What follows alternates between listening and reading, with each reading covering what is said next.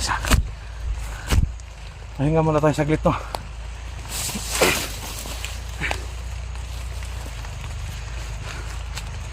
Yan mga kaidol, no. Iniwan muna natin yung natulungan nating tauhan ni Master Kung Lao, mga kaidol, no. So gaya po ng sinabi niya, ang dahilan kung bakit tayo pwedeng, ang dahilan na gusto tayong napatay ni Master Kung Lao, mga kaidol, no, yung unang atraso natin, yung pagpatay natin kay Pinulong Maskara. Pangalawa, mga kaidol, may isang bagay si Master Kung Lao na kunin sa atin, yung bungo.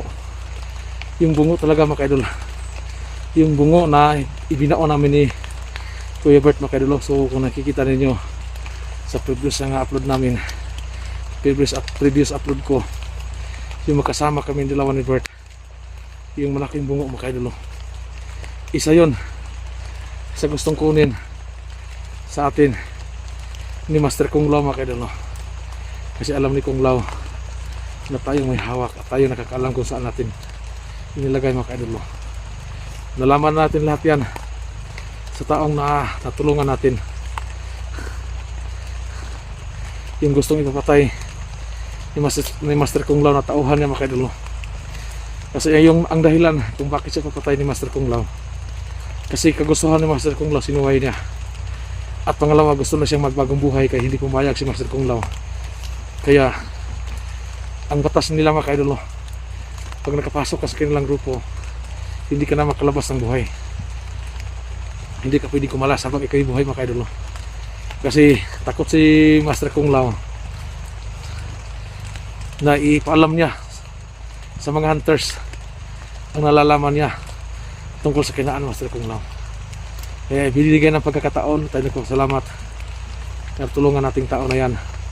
At ngayon alam natin lahat kung ano yung kahinaan ni Master Kung Lao, mga kaidol. Sa sinabi po ng tao na yan, sana ito na yung susi para sa katimikan ng lahat, mga kaidol, para matigil na po yung kasamaan na nakapaligid dito sa amin, mga kaidol. Lalong lalo na si Master Kung Lao ngayon ay talagang nakikita po natin, alam po natin, naghasik siya ng lagi, mga kaidol. Mismo tayo ay nakakatikim sa kanyang kasamaan, mga kaidol. Kaya hindi ako nagdalawang isip nagpuntahan at kunin natin yung bungo na ibinao natin, mga kaidol. Kasi alam po natin si Master Kung Lao ay may informer, mga kaidol, na isa-isa sa ating mga viewers, mga kaidol, kasabay-bay sa ating mga upload, mga kaidol. Baka matunto nila kung saan natin nilagay at pinaon yung bungo, mga kaidol. Sa hindi pa nangyari yan, puntahan natin yung bungo at kukunin natin. So yun, mga kaidol, ando pa sa bandang yan. Nagpapahinga muna tayo kasi malakas yung ulan. Higit sa lahat, mga kaidol, tayo nagpapasalamat sa taong naligtas natin, mga kaidol. Hindi ko na siya sinasama dito para malaman po natin kung sincere pa siya sa kanyang ginawa, mga kaidol. Kasi lahat po, sinasabi niya lahat. Pag hindi siya tumupad sa ating usapan, mga kaidol, nakulima. Kaya iniwan natin siya habang nakagapos doon sa area na iniwan natin sa, mga kaidol. Ginapos natin siya, itinali natin para sigurado tayo na pagkuha natin sa bungo na walang makakasunod sa ating, mga kaidol. Tinatali natin siya, mga kaidol, na walang nakakalam. Hindi ako nag-video, mga kaidol, para hindi malaman na tinali ko siya, mga kaidol. Itinali ko siya para hindi alam, hindi alam kung saan ang lugar na kunin natin yung bungo, mga kaidol. Magkuliman ito, magpalakas ng ulan. Yan.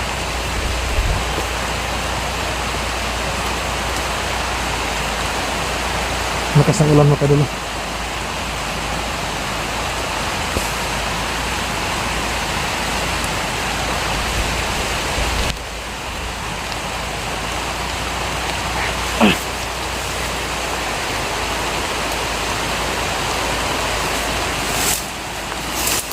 Hindi tayo magtagal.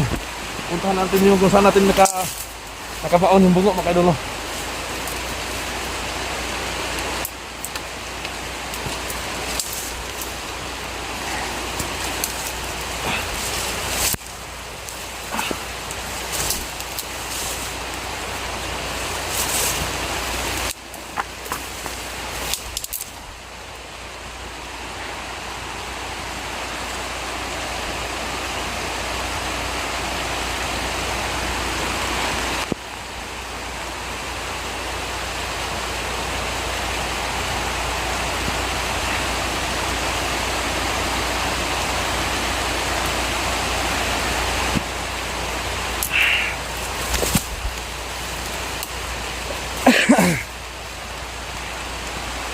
Diyan banda.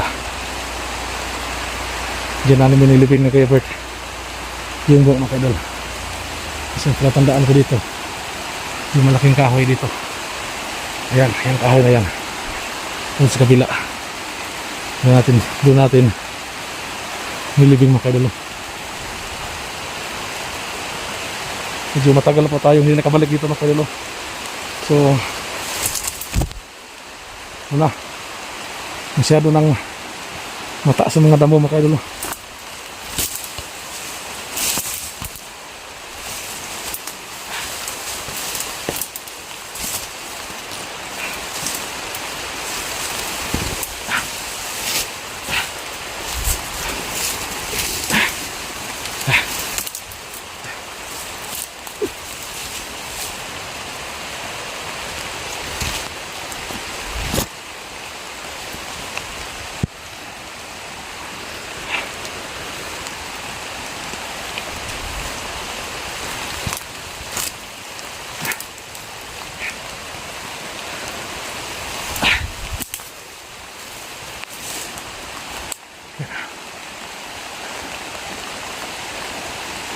Kita ba natin sa nilibing.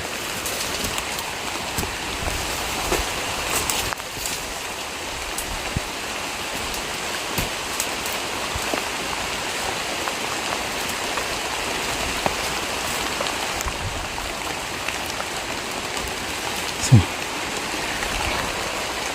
hindi ko nagkamali dito yun banda.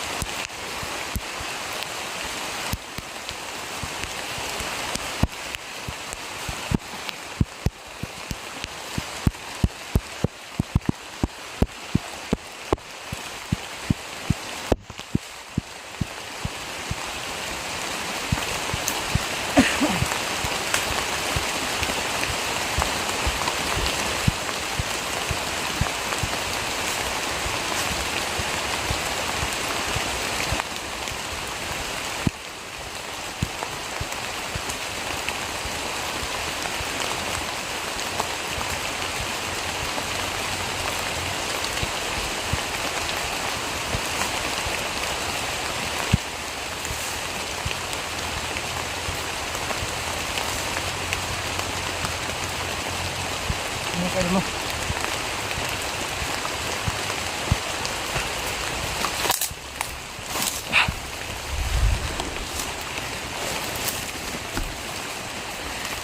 Salamat. Nandito pa yung bungo mga kaidol.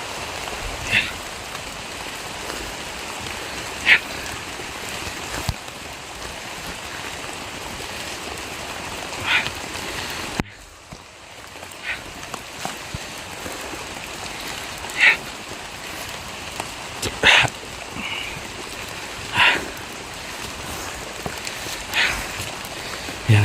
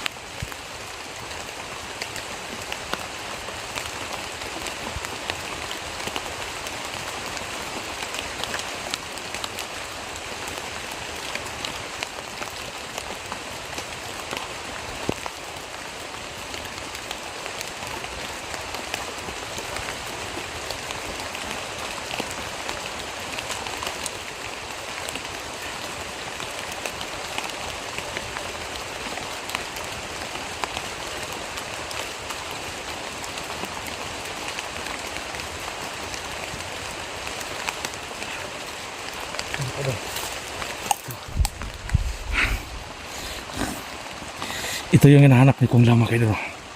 Ito yung hinahanap ni Master Kung Lao na gustong kunin sa atin mga kaidol.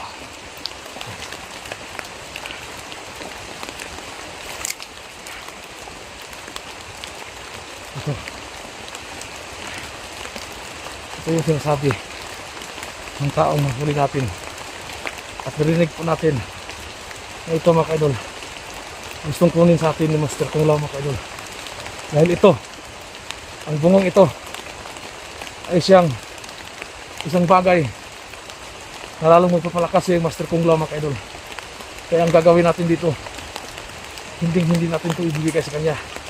Gagawin natin lahat para hindi ko niya makuha mga kaidol. Ito yung bungo. Kailangan ko ito ipakita sa inyo mga kaidol. Sa baguhan po na nakasubaybay sa aking mga video, baka may magtanong kung ano talaga kahalaga yung bungo. Ito, papakita ko na sa inyo. Itong bungo na ito. Alam ko, habang nasa akin ito mga kaidol, hindi ako pwedeng galawin ni Master Kung Lao. Kasi nasa akin ito. Hawak ko ito.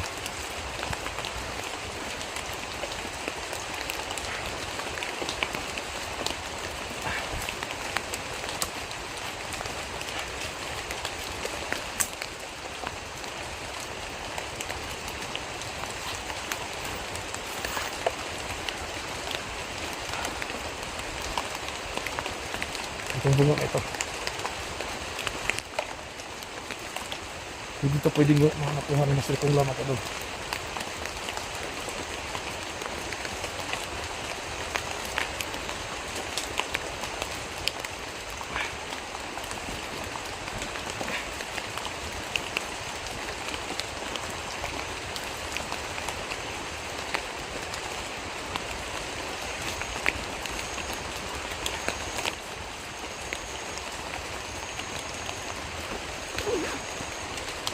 Sinadya ko itong kinuha mga kaidol. Kasi may upload akong video. Nandito dito ko binaon, baka makuha pa ng iba. Baka matuntun nila. Yan na sa akin na yung bungo.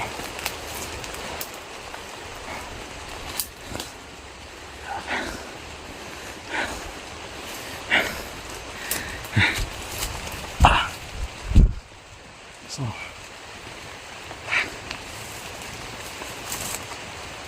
ito nakuha na natin. Kailangan natin balikan yung tauhan ni Kung Lao na nahuli natin na magbagong buhay. Wala akong pakialam mga kaidol. Alam ko maraming magagalit sa akin dahil binigyan ko ng pagkakataon yung tauhan ni Master Kung Lao mga kaidol. Sa makikita po ng video ito, alam ko na marami pong magagalit. Kasi ang mga request po nila, pag may mga bandidong nanghuli, hindi na po papatawarin. Kailangan patayin na kasi siya ba yung, siguro yung dahilan para mapahamak tayo baka mag-traidor. Pero wala tayong magagawa mga idol. Kapag manaig na yung awa sa ating sarili, hindi natin talagang pigilan. Yan ang ramdaman ko rin ngayon mga idol. Kaya sa lahat po na makakita ng video ito, sana po maintindihan ninyo yung aking sitwasyon kung bakit ko po pinapatawad yung tauhan ni Master Kung Lao mga idol. No? Alam ko po na lahat po ng tauhan ni Master Kung Lao po ay nakatikim po tayo ng sakit. Pinaranas sila sa atin yung hirap, bugbog, pero hindi talaga natin maiwasan. Kagaya ko, hindi ko talaga maiwasan mga idol. Kahit anuman sa sobrang galit ko sa kanila mga idol. Pag nakakita po ako ng taong nagmamakawa sa aking harapan, nakikiusap, humihingi ng isang pagkakataon para siya mabuhay, lalong lalo na sinabi niya mga idol, may maraming anak siya, may mga anak siya naghintay sa kanila mga idol, dahil hindi niya masikmura ang pinapakain niya sa kanyang mga pamilya ay galing sa masama mga idol. Kaya yun ang dahilan para kumalas siya sa kamay ni Master Kung Lao mga idol. Yun ang dahilan kung bakit siya pwedeng patay ni Master Kung Lao mga idol. Kaya pasensya na po sa inyong lahat ha.